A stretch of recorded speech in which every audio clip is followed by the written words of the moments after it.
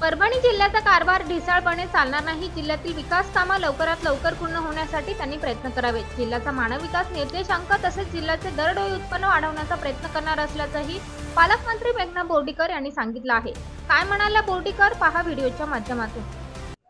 आज डीपीडीसीची जिल्हा बैठक झाली, नियोजन काय समितीची बैठक झाली, काय नेमकी त्याच्यामध्ये निर्णय घेण्यात आले? हे बघा, पहिली पालकमंत्री म्हणून नियोजन समितीची बैठक झाली आणि सगळ्या अधिकाऱ्यांना सूचना देण्यात आलेल्या आहे की कुठलाही ढिसाळपणा चालणार नाही आणि जिल्हावासियांना खऱ्या अर्थाने आनंद होईल जेव्हा हे जे आम्ही नियोजन आज केलेले ते नियोजन येणाऱ्या दिवसांमध्ये जेव्हा दिसेल.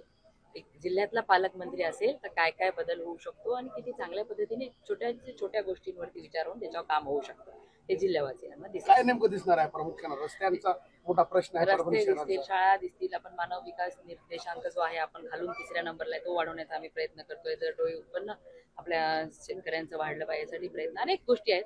आता एवढ्या तुम्ही एवढ्या वेळ वेट केली आहे, 4-5 तासाचं आहे. तुम्हाला